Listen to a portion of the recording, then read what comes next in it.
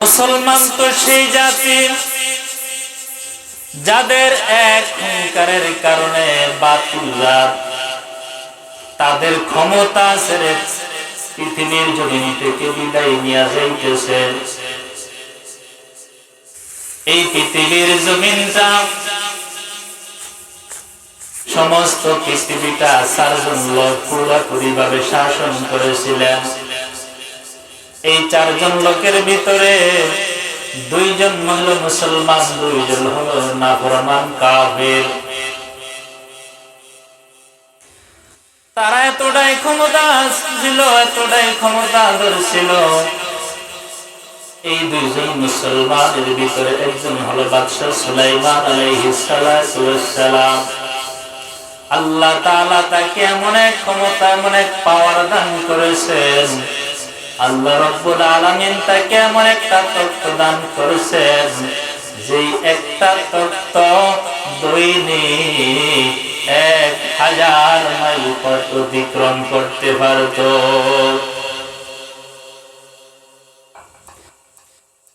আরেকজন বাদশা সেকেন্ডার, তিনি ওই পৃথিবী শাসন করেছিলেন।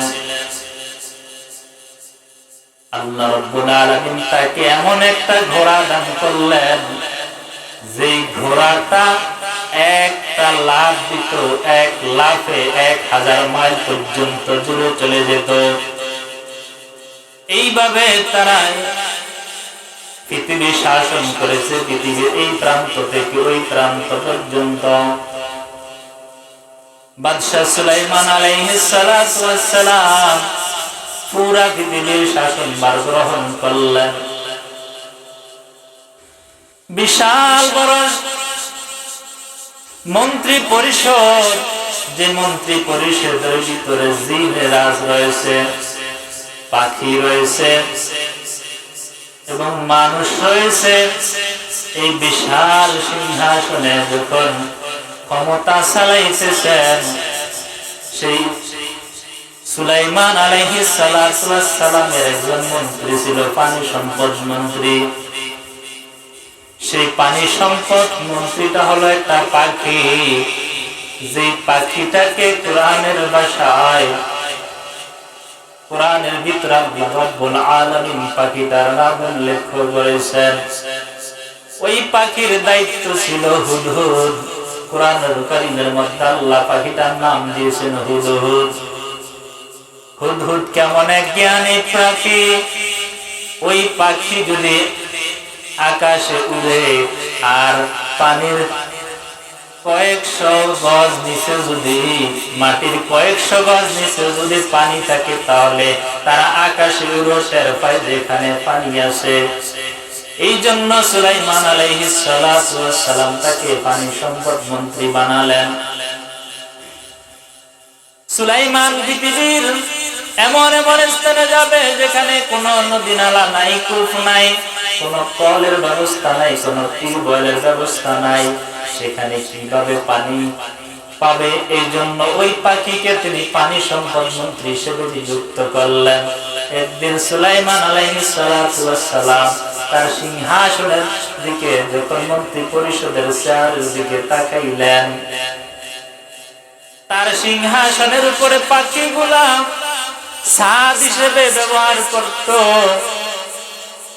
সুলাইমান আলাইহিস সালাম দেখতেছেন সূর্যের কিরণ একটা ফাঁক দিয়ে তার সিংহাসনের মধ্যে পড়তেছে।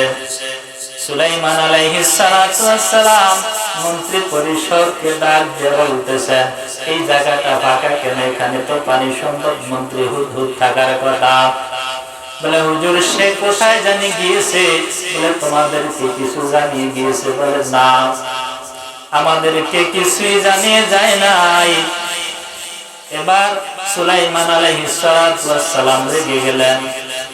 এত বড় একটা সাহস, পানি সম্পদ মন্ত্রী হয় আমি বাদশার কাছে অনুমতি নিল না। আজকে যদি সে উপস্থিত হয়, তাহলে যদি কোনো উপযুক্ত কারণ দর্শাইতে না পারে, আমি হুদহুদকে দেখার সঙ্গে সঙ্গে তাকে হত্যা করে ফেলব। এই কথা যখন বাদশা সিংহাসনের মধ্যে ঘোষণা করে দিলেন, কিছুক্ষণের মধ্যে হুদহুদ পাখি আসলো। পাখি আসার সঙ্গে সঙ্গে আরেকটা পাখি ডাক দিয়ে বলতেছিল, হুদহুদ কোথায় গিয়েছিলাম? তোমাকে সুলাইমান আলাইহিস সালাতু ওয়াস সালাম খোঁজ করতেছে। তিনি খুব তোমার উপর রেগে এসেছে, রেগে আছেন। তুমি যদি তার কাছে যাও তোমাকে আজকে হত্যা করে ফেলবে। হুদহুদ ডাক দিয়ে বলতেছেন, সে কোনো এছাড়া কোনো কিছু বলেছে কিনা? বলে হ্যাঁ বলেছে, যদি তুমি উপযুক্ত কোনো কারণ দর্শাইতে পারো তাহলে সুলাইমান আলাইহিস সালাম তোমাকে মাফ করলে করতেও পারে। আজকে যাও, খবর আছে তোমার। বলছে আচ্ছা, তোমার এখানে পণ্ডিতি করার প্রয়োজন নাই, আমি যা বাদশার সঙ্গে কথা বলতেছি। বাদশাহ তো হুদহুদের উপর খেপে আসি রইলেন। যখন তার সামনে যা সালাম করলেন, বাদশাহ নামদার, আপনি কি আমাকে খোঁজ করেছিলেন? বলেছেন হ্যাঁ, আমি তোমাকে খোঁজ করেছিলাম। আর তুমি না বলে কোথায় গিয়েছ? ডাক দিয়ে বলতেছেন, বাদশাহ সুলাইমান, আমি এমন একটা খবর আপনার নিকট নিয়ে আসতেছি। এমন একটা খবর আনার জন্য আমি এক জায়গায় গিয়েছিলাম। যে খবরটা শুনলে আপনি আমাকে হত্যা করবেন না, বরং আমাকে আপনি পুরস্কৃত করবেন। বলে তুমি তাড়াতাড়ি তোমার উপযুক্ত কারণ বর্ণনা করো, না হলে আমার মন মেজাজটা এতই খারাপ, হুদহুদ তোমাকে আর এক সেকেন্ড দুনিয়াতে বাঁচিয়ে রাখবো না, তোমাকে আমি এখনই হত্যা করব। সুলাইমান আলাইহিস সালাতু ওয়াস সালাম কে হুদহুদ পাখি ডাক দিয়ে বলতেছেন, বাদশা সুলাইমান, আমি যখন আকাশে উঠতেছিলাম তখন আমার এক জাতি ভাইয়ের সঙ্গে আমার দেখা হয়েছিল। বলে আমি যখন আকাশে উঠেছি তখন আরেকটা আমার জাতি ভাই হুদহুদ পাখির সঙ্গে দেখা হলো। আমি তার সঙ্গে কথাবার্তা বললাম, তাকে জিজ্ঞাসা করলাম সে কোথায় থাকে, কোথায় বসবাস করে। পাখি আমাকে উত্তর দিল, আমি এই রাজ্যের ভিতরে থাকি এবং আমি এক রানী বাদশাহ রয়েছে, মহিলা বাদশাহ, ওই মহিলা বাদশাহ রাজত্ব এবং তার দরবারে আমি থাকি। সেখানে আমি বিভিন্ন রকম দায়িত্ব পালন করি। হুদহুদ পাখি বলতেছে, আমার জাতি ভাই যখন আমাকে বলছেন, তখন বলার সঙ্গে সঙ্গে আমি হুদহুদ পাখি আমার জাতি ভাইয়ের সঙ্গে আমি তার সিংহাসন রাজ দরবারে গিয়েছিলাম। আমি যখন রাজ দরবারে গেলাম, দেখতেছি ওই রাজ্যের ভিতরে সিংহাসন পরিচালনা করতেছে একজন মহিলা। ওই মহিলা রাজ্য পরিচালনা করে ঠিক, কিন্তু এক আল্লাহর ইবাদত করে না, বরং সূর্যের পূজা করে। যখন সূর্য আসমানে উদিত হয় তখন তিনি সূর্যকে সিজদা করে। ওই রানী বিলকিসের বিল্ডিং এর একটা ছিদ্র রয়েছে, ওই ছিদ্রটা দিয়া যখন রৌদ্র আসিয়া ওই রানী বিলকিসের কপালের মধ্যে সূর্যের তাপ লাগে, তাপ লাগার সঙ্গে সঙ্গে যখন রানী বিলকিসের ঘুম ভেঙে যায় তখন উঠে ওই আলোকিত সূর্যকে তিনি সিজদা করে। বাদশাহ সুলাইমান একটা চিঠি লিখলেন, বলতেছেন তুমি বাঁচার জন্য মনে আমার কাছে কোন মিথ্যা একটা গল্প বানিয়ে বলতেছ। বলতেছেন বাদশাহ না, আমি আপনাকে কোন মিথ্যা কথা বানিয়ে বলতেছি না। ও বাদশাহ নামদার, আপনি আমাকে চিঠিটা দিন, আমি নিয়া ওই রানী বিলকিসের কাছে আপনার চিঠিটা পৌঁছিয়ে দেই। এই কথা বলিয়া সুলাইমান আলাইহিস সালাতু ওয়াস সালামের কাছ থেকে যখন চিঠিটা নিয়ে উড়িয়ে গেলেন, যখন ওই রানী বিলকিসের দরবারে গেলেন, যা দেখতেছেন রানী বিলকিস ঘুমানো অবস্থায় রয়েছে। যে একটা ফাঁকা জায়গা দিয়া রানী বিলকিসের কপালের ভিতরে সূর্যের তাপ করে, ওই ফাঁকটা দিয়ে এই হুদহুদ পাখি চিঠিটা নিয়ে চলে গেছে তার সিংহাসনের ভিতরে। সিংহাসনের ভিতরে যায় তার বুকের উপরে চিঠিটা ফালাইয়া যখন জানালার কানিসের উপরে যায় হুদহুদ পাখিটা বসে রয়েছে। সুলাইমান আলাইহিস সালাম বলছেন, তুমি চিঠিটা নিয়ে রানী বিলকিসের কাছে রাখবা। আর রানী বিলকিস এই চিঠি পাওয়ার পরে কি প্রতিক্রিয়া ব্যক্ত করে, কি আলোচনা করে, আলোচনাটা তুমি আমাকে খবরটা পৌঁছাইবা। এবারে যখন রানী বিলকিস ওই সূর্যের তাপ পাওয়ার সঙ্গে সঙ্গে যখন তার সিংহাসন থেকে জাগ্রত হলেন, জাগ্রত হয়ে দেখে তার বুকের উপর একটা চিঠি, কিরে এত বড় পাহারাদার, এত বড় বাহিনী দিয়ে আমার সিংহাসনের চতুর্পাশ ঘেরাও, তারপরেও এই বাহিনীকে ভেদ করিয়া কে আবার এত বড় সাহস আমার বেডরুমের ভিতরে এই চিঠি নিয়ে আসার সাহস করেছে। সমস্ত মন্ত্রী পরিষদ বাহিনীর প্রধানদেরকে ডাক দিয়া বলতেছেন, তোমরা কি ডিউটি করো? তোমাদের ডিউটির পাকে কোন ব্যক্তি এসে আমার কাছে চিঠি দিয়ে গেছে, তোমরা কি কোনো টের পাও নাই? বলতেছেন না, ও রানী বিলকিস, আমরা তো কোনো লোককে আসতে দেখি নাই, আমরা এমন ভাবে পাহারাদারি করতেছি একটা কাক পক্ষীও আমাদের সিংহাসন ঢোকার সাহস করবে না। মানুষ তো দূরের কথা। এবার যখন রানী বিলকিস চিঠিটা খুললেন, তখন দেখতেছেন লেখা রয়েছে বিসমিল্লাহির রহমানির রহিম, সুলাইমান আলাইহিস সালাতু ওয়াস সালামের পক্ষ থেকে সালাম, এবং তুমি যে সূর্যের পূজা করো, আমি এই পৃথিবীর বাদশা সুলাইমান তোমাকে আমার দরবারে কারণ দর্শানোর জন্য আসার জন্য তোমাকে অনুরোধ করেছি। এই কথা যখন চিঠির মধ্যে লেখা ফেলেন, তখন এবার মন্ত্রী পরিষদ নিয়ে তিনি মিটিং এ বসলেন, সংসদ ভবন ডাকলেন, সেখানে আলোচনা সমালোচনা করতেছেন। সুলাইমান বাদশা আমাদেরকে ডেকেছেন, আমরা যদি না যাই তাহলে সুলাইমান এখানে কঠোর বাণী শুনেছে, তার সৈন্যবাহিনী যদি আমাদের রাজ্যতে আক্রমণ করবে। ও মন্ত্রী পরিষদ, তোমরা আমাকে একটা পরামর্শ দাও, আমি কি করলে কিভাবে কি করতে পারি?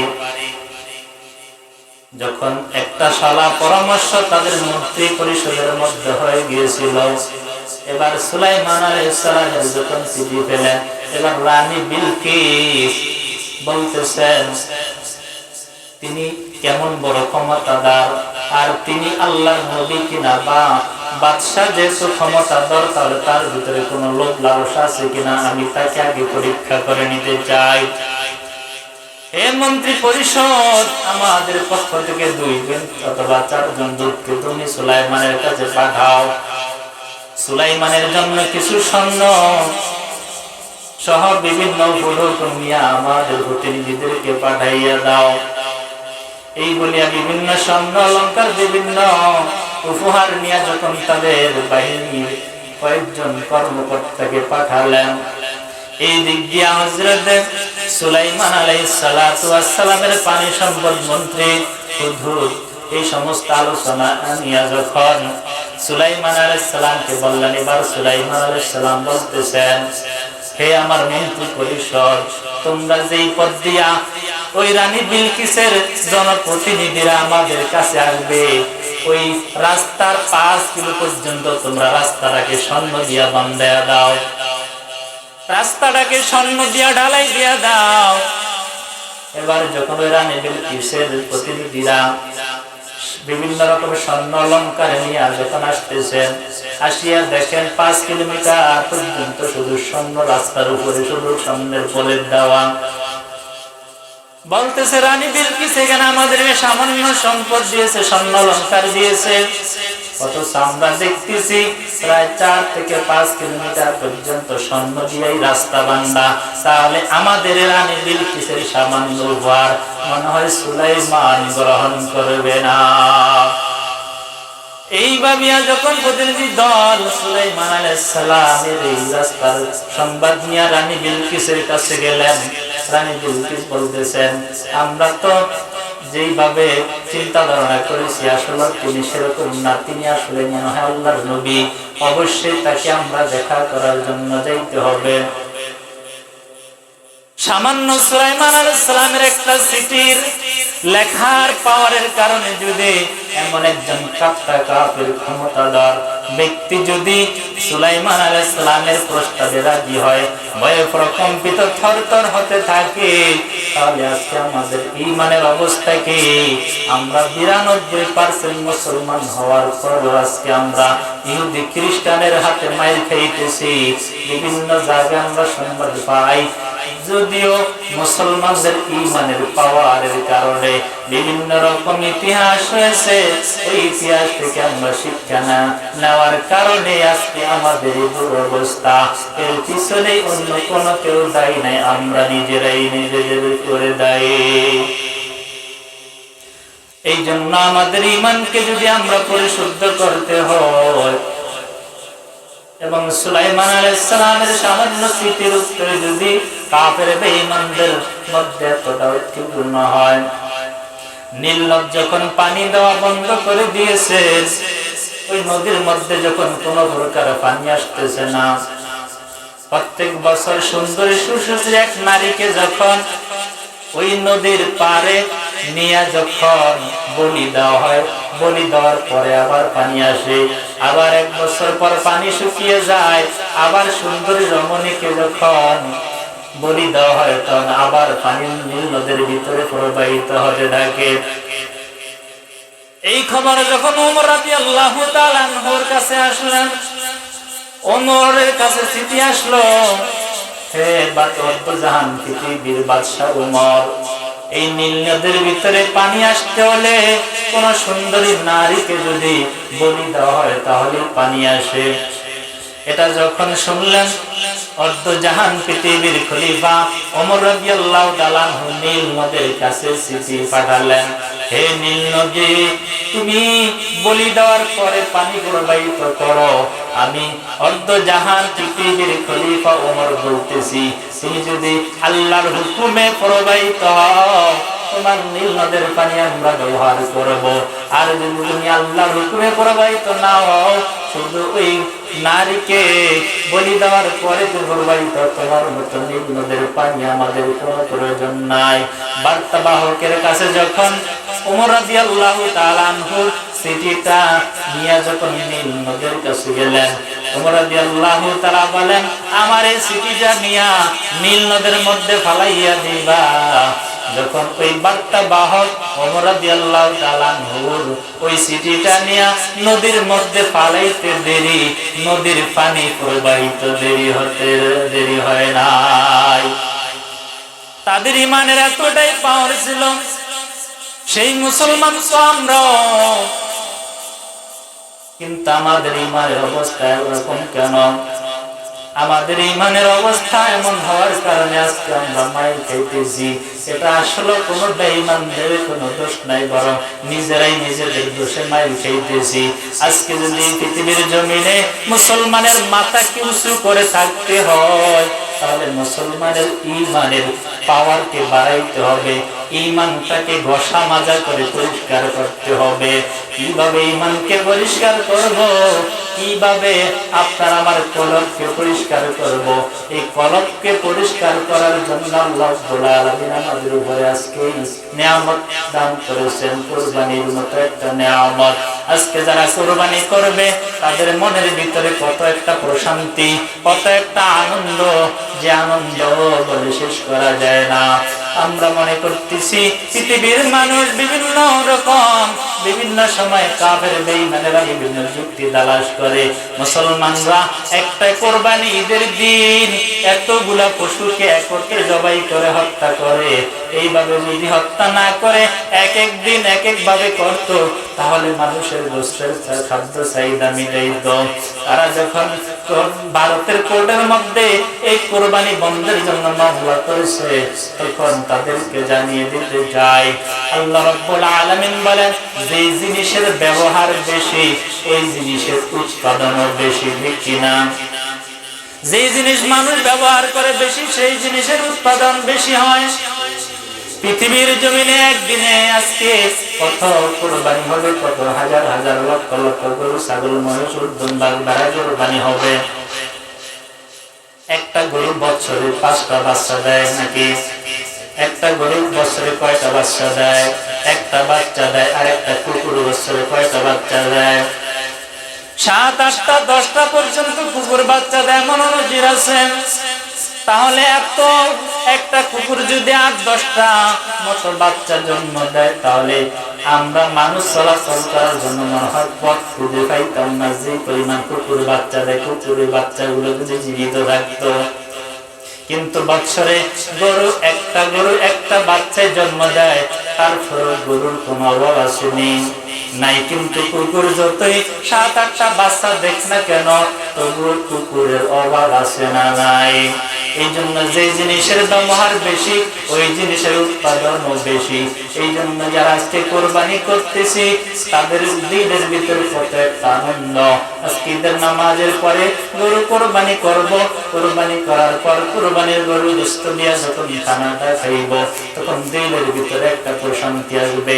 আল্লাহ বলেন, لا ينال الله لحومها ولا دماؤها ولكن يناله التقوى منهم।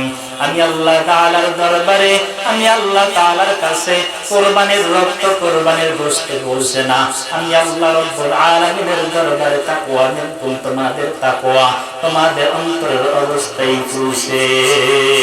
এই জন্য আজকে যারা কুরবানি করব, নিয়তকে পরিষ্কার করি, একমাত্র আল্লাহকে রাজি খুশি করার জন্য কুরবানি করব।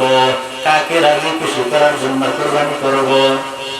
প্রত্যেকে জবান খুলে বলি, কাকে রাজি খুশি